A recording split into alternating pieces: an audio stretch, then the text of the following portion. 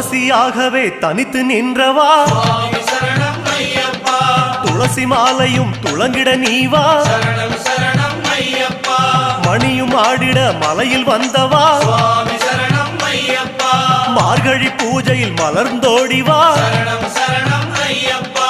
வில்லுடன் பேசும் வீரதயாளா சுவாமி சரணம் ஐயப்பா விரதம் காக்க விரைந்தோடிவா சரணம் சரணம் ஐயப்பா புன்னகை அணிந்த பரிமளவாசா சுவாமி சரணம் ஐயப்பா எண்ணிய போதே எழுந்தோடிவா சரணம்